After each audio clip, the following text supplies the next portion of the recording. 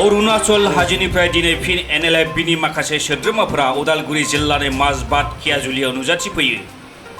M बाथानि दैदेननायाव गोदानै दाजानाय NLFB बिग्रायारि हानजाया थांनाय जुलाइ दाननि 22 खालार खालि अरुणाचल हादरसानिफ्राय उदालगुरि जिल्लानि लालपानि आउटपस्टनि सिङाव थानाय सिकारिदिङा गामियाव नुजाथिफैदोंमोन।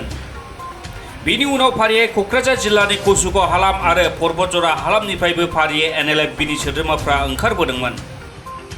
बे समाव NLFBनि सोद्रोमाफ्रा क'क्राझार जिल्लानि सान्दामारिनि गौरां दैसा सेराव सोरखारा थि खालामनानै होनाय बादायाव दङ। थांनाय समफोराव हानजानि दैदेनगिरि एम बाथाया खौरां बिजोंनि गेजेरजों हानजानि माखासे सोद्रोमाफ्रा दाब दाब जायगायाव गोसारनानै दङ होनना फोरमायबोदोंमोन आरो बिसोरो फैनो सम नांगोन होननानैबो बुंबावदोंमोन।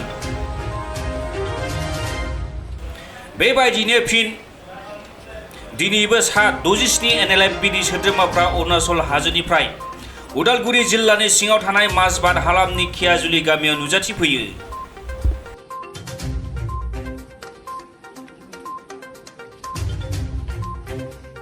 अरुणाचल हाजोनिफ्राय दिनै फिन NLFBनि माखासे सोद्रोमाफोरा उदालगुरि जिल्लानि माजबाद खियाजुलियाव नुजाथिफैयो। एम बाथानि दैदेननायाव गोदानै दाजानाय NLFB बिग्रायारि हानजाया थांनाय जुलाइ दाननि 22 खालार खालि अरुणाचल हादरसानिफ्राय उदालगुरि जिल्लानि लालपानि आउटपस्टनि सिङाव थानाय सिकारिदिङा गामियाव नुजाथिफैदोंमोन। बेनि उनाव फारियै क'क्राझार जिल्लानि कसुगाव हालाम आरो पर्बतजरा हालामनिफ्रायबो फारियै NLFBनि सोद्रोमाफ्रा ओंखारबोदोंमोन। बे समाव NLFBनि सोद्रोमाफ्रा क'क्राझार जिल्लानि सान्दामारिनि गौरां दैसा सेराव सोरखारा थि खालामनानै होनाय बादायाव दङ।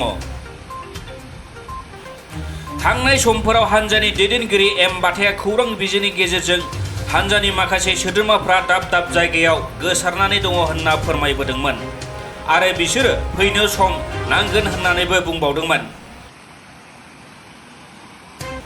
बेबायदिनो फिन दिनैबो सा 67 NLFBनि सोद्रोमाफ्रा अरुणाचल हाजोनिफ्राय उदालगुरि जिल्लानि सिङाव थानाय माजबाद हालामनि खियाजुलि गामियाव नुजाथिफैयो।